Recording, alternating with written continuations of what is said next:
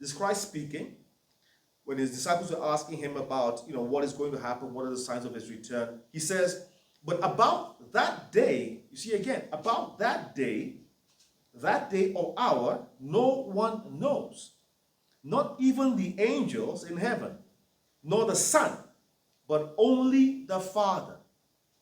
Now, this is very critical. Verse 37.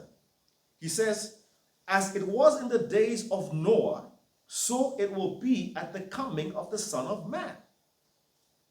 For in the days before the flood, people were eating and drinking, marrying and giving in marriage, up to the day Noah entered the ark. Verse 39 is very, very critical. And they knew nothing. They knew nothing about what would happen until the flood came and took them all away. That is how it will be at the coming of the Son of Man. In Noah's time, what were they doing? They were eating and drinking. They were marrying and giving in marriage. And Christ is telling us here that the people of Noah's time knew absolutely nothing until the flood came and took them all away. That is how it will be at the coming of the Son of Man.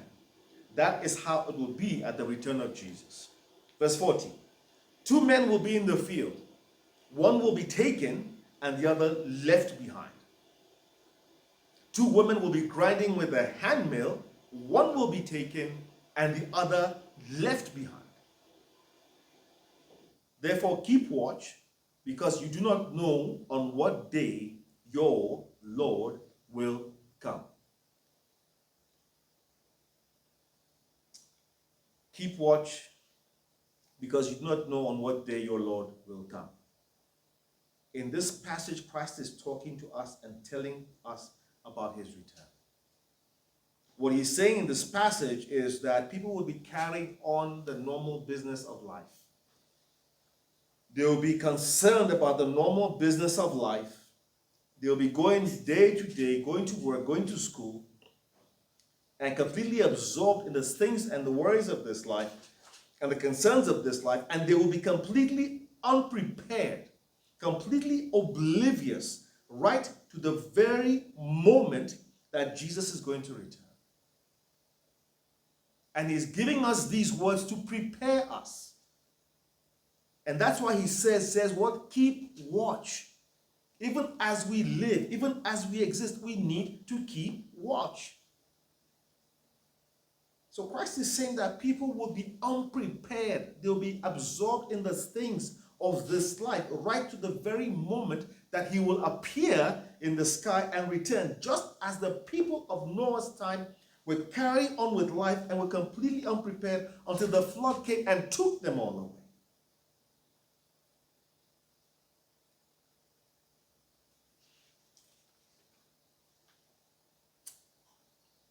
And in Noah's time, the only person who was saved was Noah and his family. 8 people. In the time of the flood, God preserved 8 people out of a whole planet. The entire planet was flooded and God preserved only 8 people. Nobody knows how many people were there at that time, but just think about it for a second. In the whole world, even if there was 1 million people back then, God preserved only 8 people. And if we think that God can't do it again, then we are tragically mistaken.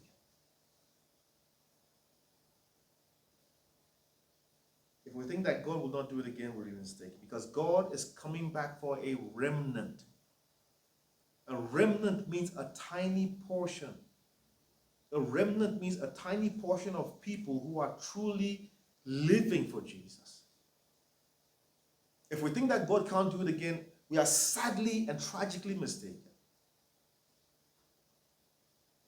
Why did God preserve Noah and his family? When we read Genesis 6, we read that Noah was preserved because he was a righteous man. He was a holy man. He walked in obedience to the Lord. Genesis 6 and 7 tells us that Noah did not allow himself to be polluted by the corruption of his generation.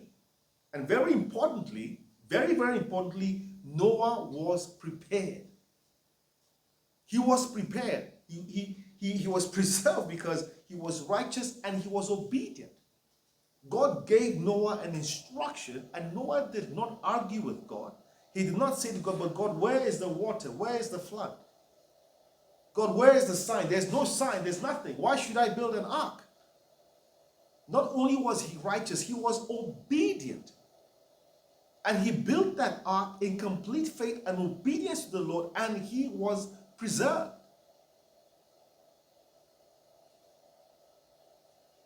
Similarly, at the return of Christ, it is only those who have fully and truly surrendered to Jesus that will be saved. That's it. Those who have fully and truly surrendered to Jesus, that will be saved. Noah surrendered himself to the will of the Lord. He walked in accordance to the will of the Lord, and the Lord preserved him and his family.